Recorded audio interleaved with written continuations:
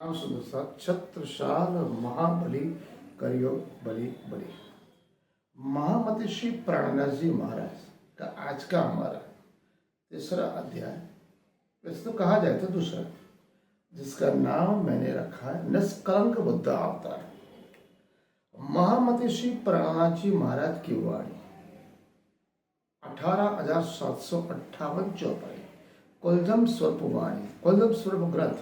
उनकी वाणी के अनुसार विक्रम संवत 1700 तथा साका सालवहन 1600 के अनुसार बुद्ध निष्कलंक अवतार, विद्या विदनन बुद्ध निष्कलंक अवतार अवतरित हुए, जो उन्होंने स्वयं बताया। इस बात की पुष्टि किरंतरम ग्रंथ में महामती श्री प्राणनाथ जी महाराज इस प्रकार करते हैं।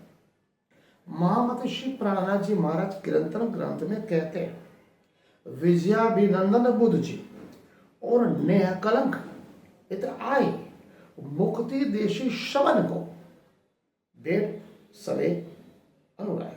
स्वामी श्री लालदास जी महाराज ने वितक ग्रंथ में 35वें प्रकरण में विजयाभिनंदन बुद्ध निष्कलंक अवतार के बारे में बताया।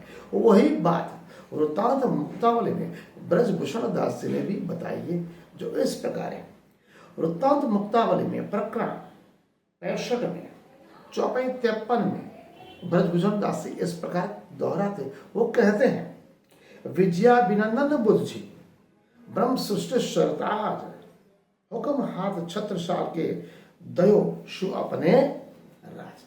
महामती श्री प्राणनाथ जी महाराज विक्रम संवत 1700 इस सन 1678 में हरिद्वार के कुंभ मेले में जब वो गए, और समय अनेक धर्माचार्य संप्रदाय के गुरुजनों संतों महंतों के साथ उनका शास्त्रार्थ हुआ। उस शास्त्रार्थ में सभी धर्माचार्य, चारों शंकराचार्य, चारों पीठ के शंकराचार्य संप्रदाय के धर्म साधु संतों, धर्मगुरु, प्रचारकों, विचारकों को उन्होंने शास्त्रार्थ में पराजित किया, उनके ऊपर विजय हासिल की। सभी ने एक मत से स्वीकारा, यही विजयाभिनंदन बुद्ध निष्कलंक अवतार है। उन्होंने सभी ने महामती श्री प्राणनाथ महाराज को उनके सम्मान देते हुए उन्हें विजयाभिनंदन बुद्ध निष्कलंक अवतार के रूप में उपाधि दी। प्रणामी संप्रदाय में, साहित्य में और व्यवहार में महाराज ठाकुर को महामती श्री प्राणनाथ जी महाराज कहा जाता है। महामती श्री प्राणनाथ जी महाराज के पिताजी का नाम था केशव ठाकुर था। उनकी माता का नाम धनबाई था। उनकी माता बहुत ही धार्मिक विचारों और प्रवृत्ति की थी। पिता श्री केशव ठाकुर आज का जामनगर, उस समय के नवानगर प्रांत में राजकारण में वो दीवान पद पर कार्यरत थे। विदक में वर्णित अनुसार पांचों विदकों में श्री महाराज ठाकुर के कुल वो 5 भाई थे। महाराज ठाकुर सबसे छोटे थे। इस बात की पुष्टि वृत्तांत मुक्तावली में ब्रजभूषण दास ने इस प्रकार की है। ब्रजभूषण जी लिखते हैं कि इस सब ठाकुर पंचसुत जेठे श्री हरिवंश मदले शामरुज कहे गोवर्धन अवर्धन तेरे लघुशी महाराज है धाम धनी कोरो विदु उपमा देवचंद्र जी इन पर सुर अनु लघु तन में उद्धव कहे लघु सु पंच प्रमाण ताम श्यामल फुलते आयो चरणादार। 5 भाई, सबसे बड़े हरिवंश, दूसरे श्यामल, तीसरे गोवर्धन जी, चौथे से महाराज ठाकुर, 5वें सबसे छोटे भाई उद्धव जी, जो हमेशा उनके साथ रहे। कुलजम स्वरूप जितने भी वाणी थी सभी को वो लिपिबद्ध कलश से करते, उसके बाद उसको पन्ने पे उतारते। श्री महाराज के धार्मिक अभियान में, धार्मिक संघर्ष में सदैव उनके साथ रहने वाले उनके छोटे भाई उद्धव जी थे। महामती श्री प्राणनाथ जी महाराज का धार्मिक दृष्टिकोण पारिवारिक, राजनीतिक एवं सामाजिक दृष्टिकोण पे कुठाराघात नहीं करता। इन्होंने 2 बार विवाह किया, 2 बार उनके शादी हुई। उनकी पत्नी सदैव महाराज ठाकुर महामती श्री प्राणनाथ जी महाराज के धार्मिक एवं आध्यात्मिक संघर्ष में हमेशा उनके साथ रही। इनका वैवाहिक जीवन में विदक में वैसे तो विस्तार से उल्लेख नहीं मिलता है, लेकिन पांचों वितक में जो भी उल्लेख मिलता है वो 100% प्रमाणभूत है। ऐसे बात की पुष्टि वृत्तांत मुक्तावली ब्रजभूषण दास ने इस प्रकार की है।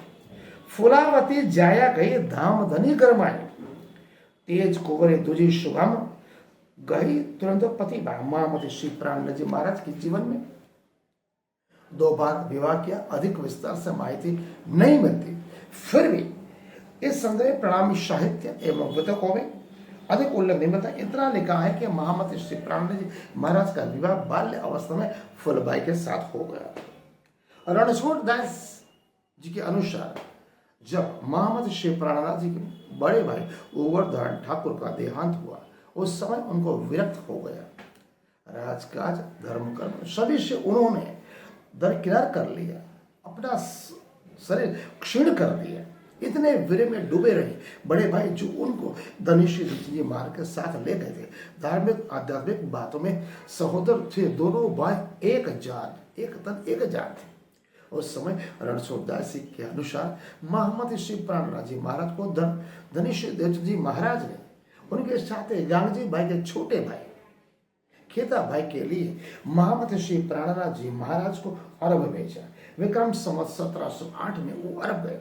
उसके पश्चात 1713 में जब वो वापस आए, उस समय फुलबाई का निधन हो गया।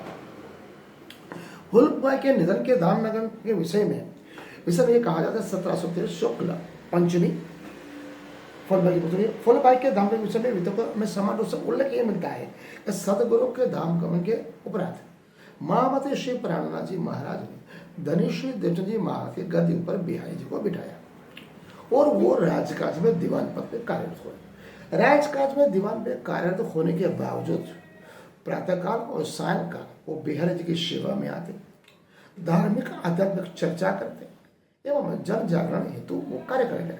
उनकी विद्वता, नम्रता, सहिष्णुता, प्रामाणिकता, ईमानदारी एवं सभी सुंदर सब को एक साथ लेने की प्रभाव से बिहारी जी के मन में डर बैठ गया। डर ऐसा बटा कहीं ये मेरे गद्दी तो न ले। बिहारी जी गादी पति थी, उनका बड़प्पन भी उन्हें रोक नहीं पाया। वो जलन के मारे, स्वार्थ ईर्ष्या के मारे इतने कठोर हो चुके थे कि उन्होंने एक नियम बना दिया था। बिहारी जी अपने नियम के इतने कड़े अनुशासन थे कि उनमें वो जरा भी लेस मात्र भी पीछे पाई नहीं करते। एक समय की बात है, उन्होंने एक नियम बना दिया था, जो भी सुंदर सत होगा चाहे वो कितना भी दूर गांव में रहो, उसे प्रातःकाल और सायंकाल धर्म चर्चा और सेवा में उसको हमेशा हाजिर होना है। एक समय की बात है, एक गांव से, छोटे से गांव से आने वाले एक सुंदर सत था, वो प्रातःकाल सायंकाल समय पर हाजिर हो नहीं सका। जब बिहारी जी को यह बात पता पड़ी तो उस सुंदर साथ को उन्होंने धर्म चर्चा में उस सुंदर साथ में लेने से मना कर दिया। कितने दिनों को वो सुंदर साथ अन्न जल त्याग कर बिहारी जी के द्वार पर पड़ा रहा। बिहारी जी टस से मस नहीं हुए, उन्हें सुंदर साथ को मंदिर में भी प्रवेश नहीं किया, सुंदर साथ में भी नहीं लिया और धर्म चर्चा में भी उसको भाग लेने नहीं दिया। अंत में वो थक हार के महाराज ठाकुर के घर पे गए। उस समय महाराज ठाकुर प्रभु श्री प्राणनाथ दरबार गए हुए थे। उनकी पत्नी फुलबाई घर पे थी। फुलबाई धार्मिक प्राणनाथ पत्नी थी। महाराज ठाकुर प्रभु श्री प्राणनाथ के हर संघर्ष में सोचा थी।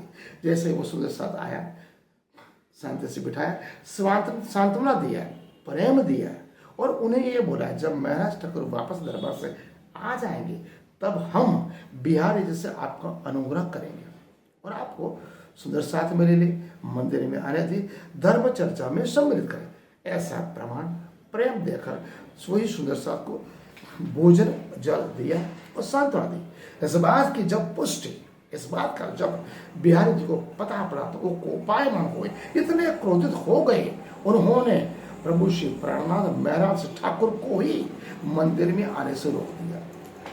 महाराज ठाकुर ने पूछा, सदगुरु जी ऐसा क्यों करते हो? तो बिहारी जी ने यह बताया, आपने वो सुंदर साथ को क्यों अपने घर में जन भोजन करवाया? आपने क्यों आश्वासन दिया कि मैं बिहारी से बात करूंगा, मैं उसको सुंदर साथ में सम्मिलित नहीं करूंगा, नहीं मंदिर में आने दूंगा, नहीं धर्म चर्चा में भागूंगा।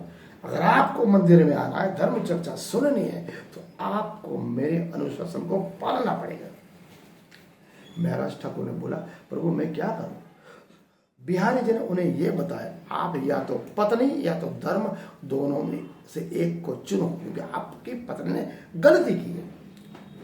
तर्क और भावना की बात पर अगर हम चाहें तो महाराज ठाकुर को पत्नी को चुना था, लेकिन उन्होंने पत्नी को त्यागा और धर्म को चुना। इस बात की जब फुलबाई को पता पड़े कि मुझे मेरे पति ने त्याग दिया है, वो धर्म को स्वीकारा है, तो फुलबाई ने अन्न जल त्याग दिए। 6 माह तक उन्होंने अन्न जल त्याग किया। महाराज ठाकुर धर्म चर्चा में अपनी पत्नी के पास 6 महीने तक नहीं गए। फुलबाई ने अंत में महाराज ठाकुर को यह कहलवाया कि मेरी चिता के राख के आप, मेरे चिता जब सुलग जा उसके राख पे आप अपने चरण कमल रखना, तो मैं समझूंगी मेरा पति मेरे साथ है। इस बात की पुष्टि वृत्तांत मुक्तावली ब्रजभूषण दास ने प्रकरण 41 में चौपाई 42 से 43 में की है।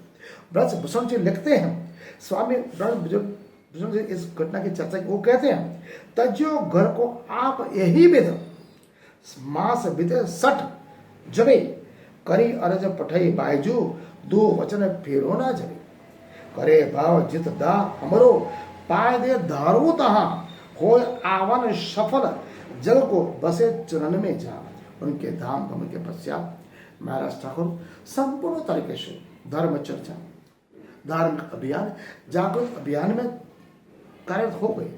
उसके पश्चात ये बात अनेक वितर्क में अलग अलग प्रकार से कही जा रही है कि बिहारी जी के अनुसार वीरभान जी की पुत्री को उन्होंने दूसरी बार शादी किया।